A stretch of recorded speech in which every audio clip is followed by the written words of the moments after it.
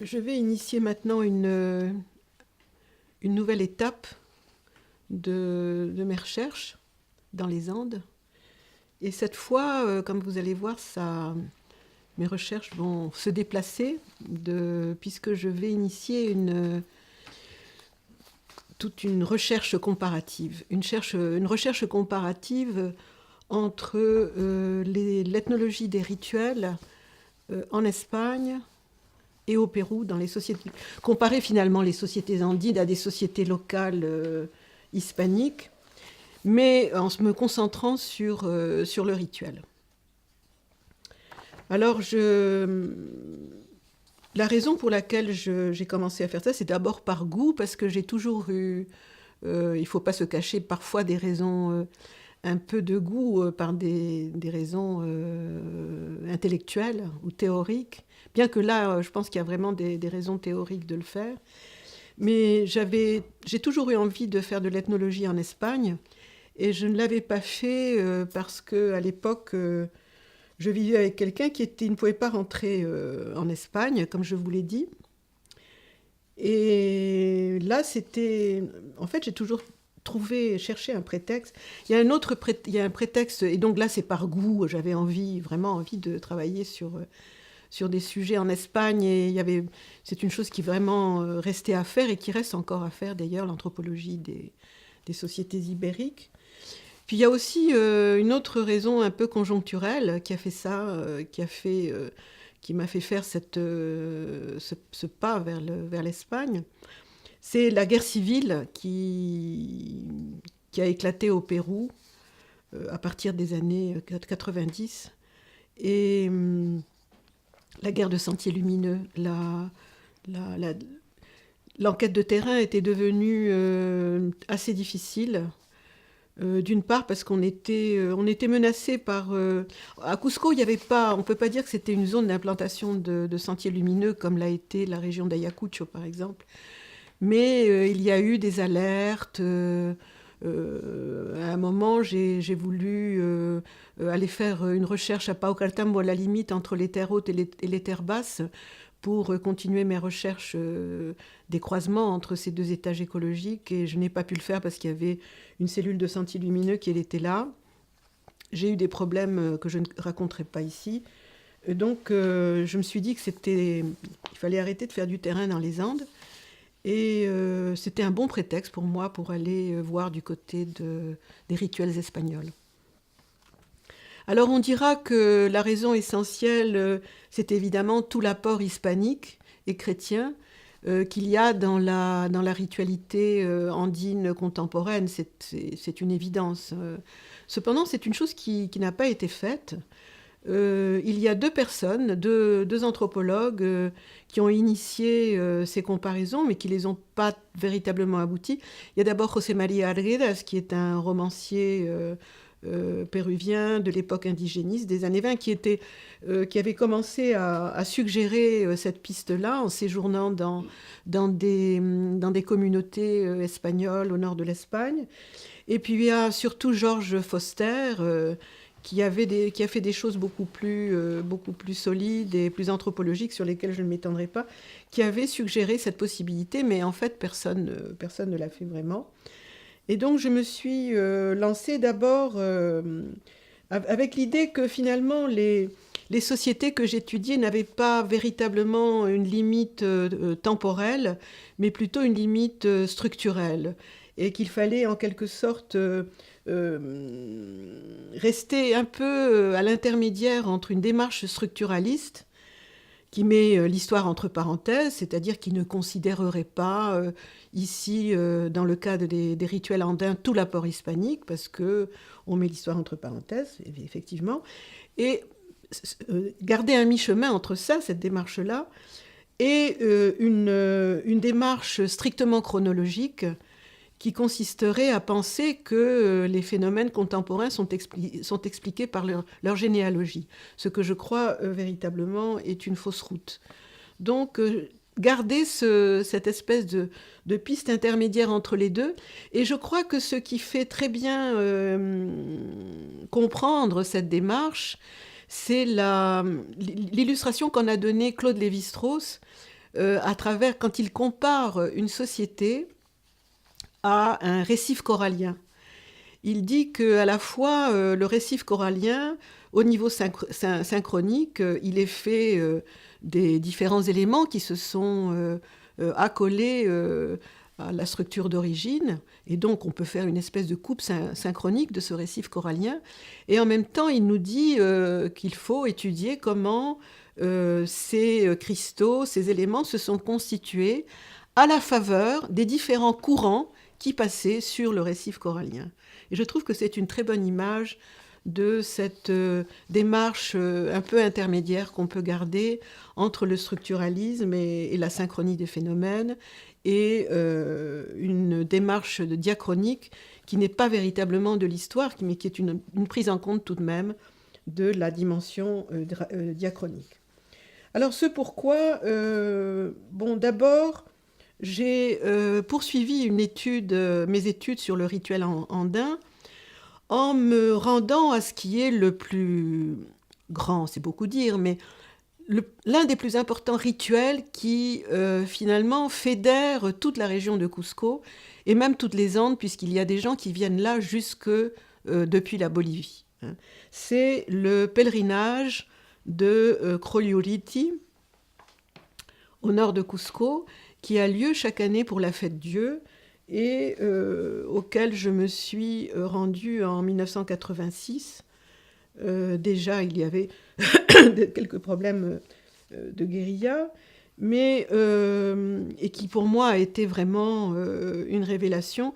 Je m'y étais rendue aussi avec l'intention d'y tourner un film avec des cinéastes.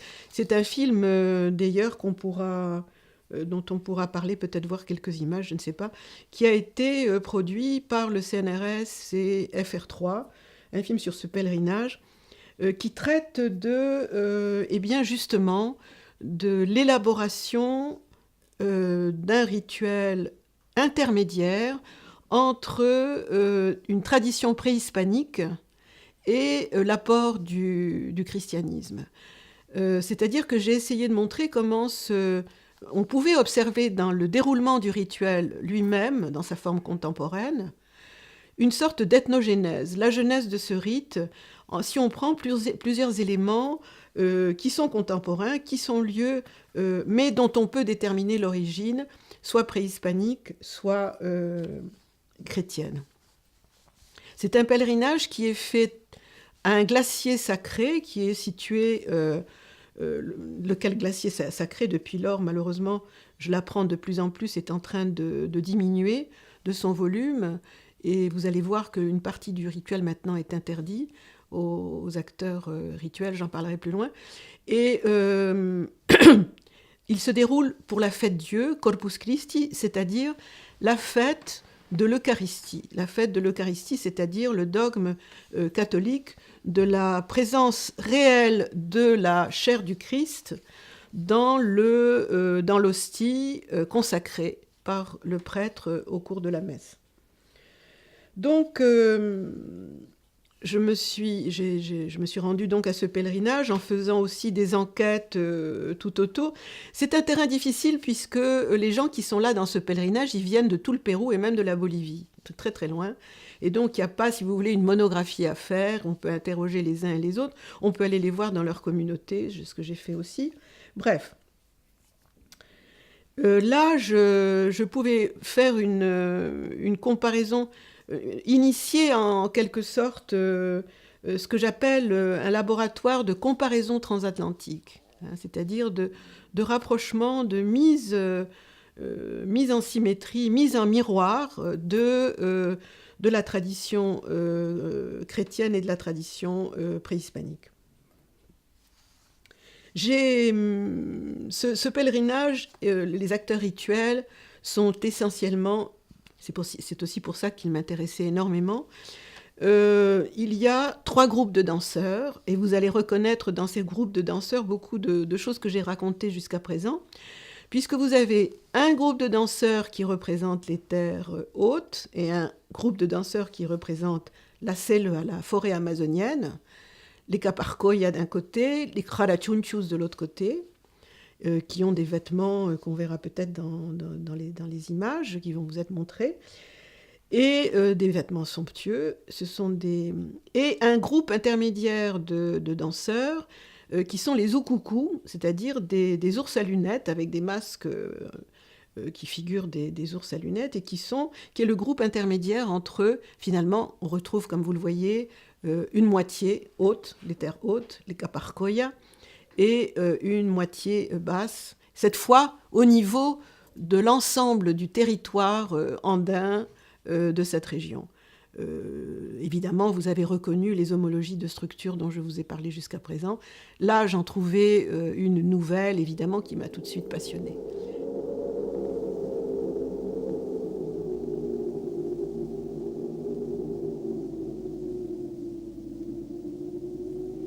Ces curieux personnages vêtus de peau de bête sont des témoins privilégiés de la culture andine.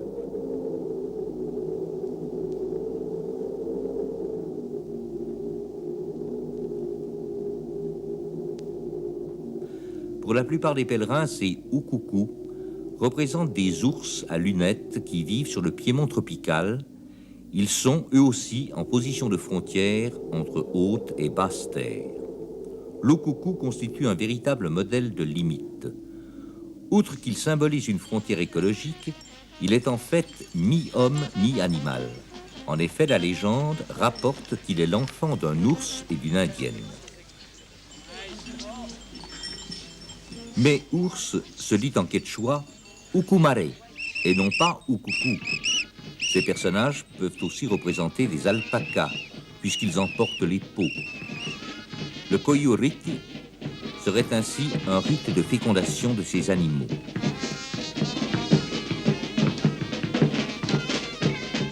Les Ukuku, qu'on appelle aussi Paulitos, sont chargés de maintenir l'ordre, tout comme la confrérie religieuse.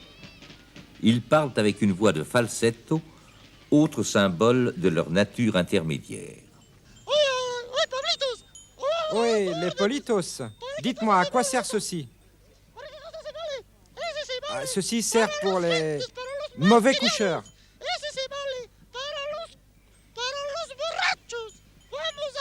Pour les ivrognes. Allons, allons. On y va.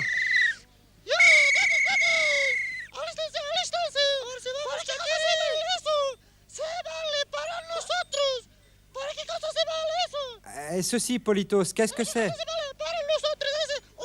Ah, ceci est un uniforme. Notre uniforme. Allons apporter au glacier notre Seigneur en croix. Allons, compagnons de toutes les provinces. Quispicanchis, Acomayo, Canas, Conchis, Paucartambo, toutes les provinces. Nous, les Paulitos, nous allons porter le glacier au sanctuaire, pour les gens. Ça y est, nous sommes arrivés au glacier. Et il faut faire une assemblée générale des Paulitos. Il faut nommer des chefs. Qu'est-ce que tu vas être cette année, toi? Premier caporal.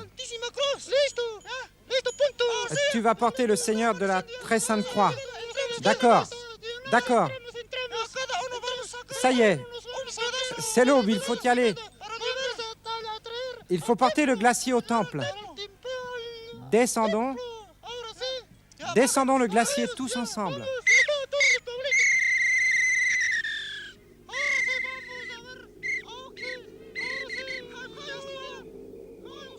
Les Ukuku viennent de nous raconter leurs mystérieuses activités.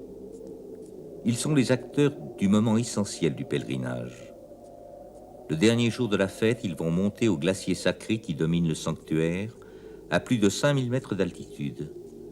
Là, ils vont devenir les médiateurs entre les hommes et les dieux.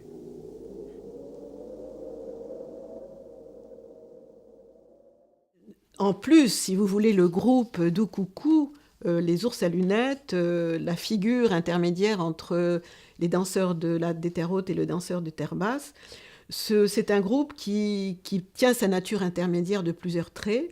D'abord, l'ours à lunettes est un animal qui se situe sur le piémont, vraiment à l'intermédiaire entre les hautes terres et les basses terres, juste sur le piémont tropical. Le loup-coucou, cet ours à lunettes, le loup-coucou, est réputé, d'après le mythe, d'être le fils d'un Espagnol, d'un Blanc et d'une Indienne, donc entre deux cultures, comme vous le voyez. Et il est le principal ennemi de qui ? Eh bien, du condenado qui circule, qui monte et qui descend le glacier désespérément parce qu'il a commis un péché d'inceste. Donc là aussi, intermédiaire entre la nature et la culture. Cet Okuku, en plus, on verra peut-être dans des images, se balade avec son double à la main. C'est-à-dire, il est lui-même son propre double. Je ne sais pas comment vous dire. Il est lui-même la limite de sa propre limite, un peu comme le crapaud des terrasses de Yucay mangeait sa propre mue. Il porte lui-même une petite poupée à la main qu'il remue et dont il vous dira que c'est son double. Un peu comme les Mexicains du Sud le disent. Et il est donc d'une nature double à tous égards. Et en plus, pour couronner le tout, il a une voix de fausset. Habla así el cuco así con una voz entre hombre y mujer.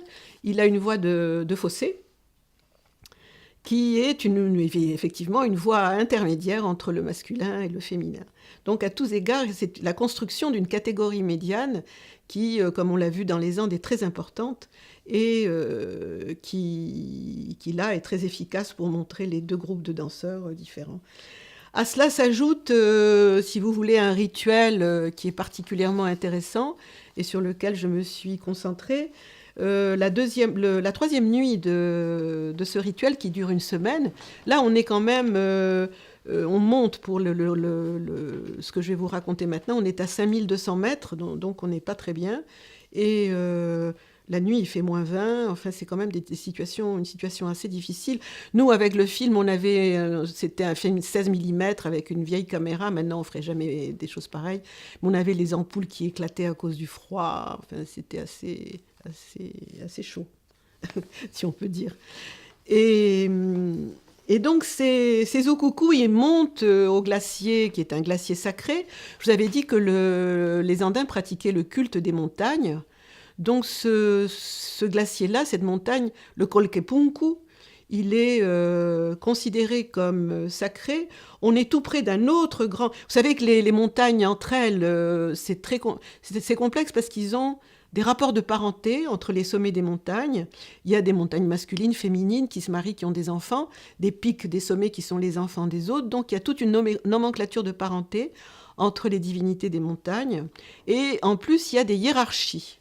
C'est-à-dire que vous avez des sommets, le Lausangate qui est dans la région, et le seigneur Apu, comme on les appelle Apu, c'est-à-dire seigneur, de tous les sommets de la région. Et le Colquepunku, au sommet duquel se déroule ce rituel, est un inférieur, si vous voulez, il a un rang inférieur à celui de Lausangate, dont il est en quelque sorte le féodé. Et donc on monte la troisième nuit, on assiste à un rituel tout à fait extraordinaire, puisque les Ukuku montent. Alors d'abord, il y a des rituels qui consistent à christianiser ces sommets, qui sont évidemment païens et sauvages, hein, et qui consistent à monter des croix au sommet de ce glacier sacré et à les planter dans les lieux qui sont réputés être les sommets, à faire une transformation, mais vraiment physique avec des croix. Et là, on reconnaît évidemment le rituel que j'avais étudié, qui consistait aussi à monter des croix au-dessus des tombes incas, hein, pour les désensauvager en quelque sorte. Il y a tout un travail de désensauvagement de la nature divinisée par les païens, hein, qui consiste à les planter des croix de manière très ritualisée. Et puis, le troisième jour, a lieu ce rite extraordinaire où on voit les Ukukus monter au sommet dans ce glacier, avec leur voix de fausset comme toujours. Et là, ils découpent des morceaux de glacier sacré qu'ils mettent sur leur dos et qu'ils vont descendre parce que je ne vous ai pas dit, mais ce lieu est un lieu, le lieu de pèlerinage est évidemment un lieu tout à fait investi par la religion catholique et par les curés, puisque c'est là qu'a eu lieu une apparition miraculeuse du Christ de Croioliti à un petit berger quechua. Et c'est là qu'on a construit, vers 1750, une grande basilique pour commémorer ce miracle. Donc les Ukuku découpent ces morceaux de glacier sacré et sur leur dos, ils les descendent en file indienne, c'est le cas de le dire, vers la basilique, et ils vont déposer ces énormes morceaux de glace du glacier sur l'autel du Christ de Croioliti. Et donc là, j'ai vu quelque chose de tout à fait frappant, évidemment. C'est ce que j'ai appelé la transfiguration eucharistique du glacier. C'est-à-dire que par toute une série de procédés, il y a un télescopage qui est fait entre ce glacier sacré et le corps sacré eucharistique du Christ. D'abord par le nom du Christ, Croiliur Riti. Croiliur dans l'ancien quechua, qui signifie blanc resplendissant, et qui fait une mention à la légende fondatrice de ce lieu, puisque le Christ est apparu au petit berger quechua dans une lumière blanche resplendissante, justement Croiliur, avec le nom du lieu où se déroule le personnage. Ce mythe d'origine dont je viens de vous parler, les vertus de l'eau du dégel, c'est-à-dire qui ont un équivalent dans les vertus de l'hostie, puisque comme vous le savez, au début, au Moyen-Âge en particulier, l'hostie servait de médecine, de cataplasme, de comprimés d'aspirine quasiment pour soigner les malades. Et donc là, on a les vertus du dégel, puisque l'eau de ces morceaux, ces morceaux de glacier vont être transportés dans la communauté des gens, ils vont le faire dégeler, et l'eau va être gardée toute l'année pour soigner les maladies les plus graves, comme celle que j'avais eue avec les petits os qui allaient sortir des articulations. Et puis, surtout, cette idée, si vous voulez, de segmentation du corps de Dieu. Segmentation du corps de Dieu, de l'Eucharistie sous forme de petites hosties ingurgitées par chacun des communiants, et des segments de cet énorme glacier, si vous le voyez, enfin c'est absolument gigantesque, en tout cas quand j'y étais, sous forme de petits morceaux de glace. Et vous avez, si vous voulez, j'ai eu là aussi une sorte d'illumination. Tout d'un coup, quand j'ai vu que ces Ukuku étaient à la fois dans un mouvement de l'intérieur de l'église vers l'extérieur, le plus extérieur qu'on puisse imaginer, puisqu'on est à 5300 mètres, et qu'après, la montagne tombe dans la forêt tropicale, avec ces morceaux de glace qu'ils emmènent de l'extériorité la plus extérieure vers l'intériorité la plus intérieure de l'église, à l'autel du Christ, une symétrie entre ce mouvement-là et le mouvement symétrique et inverse de l'intérieur de l'Eucharistie, ingurgité par l'intérieur le plus intérieur qu'on puisse imaginer, c'est-à-dire les intestins des communiants. Et donc ces Ukuku sont à la fois des communiants qui ingurgitent le corps de Dieu dans leur intériorité et qui rapportent le cœur de Dieu de la plus grande extériorité sur le même tabernacle où ils ont préalablement mangé le corps de Dieu. Et j'ai trouvé que si vous voulez, cette espèce de circuit symétrique et inverse crée véritablement un rituel à deux faces. Une face chrétienne dans la basilique et dans l'Eucharistie et dans tout ce qui entoure avec le curé, etc. Et une face préhispanique en haut dans la montagne à 5200 mètres d'altitude, un dieu Janus à deux faces qu'il m'importait désormais d'aller traquer peut-être dans les rituels en Espagne même.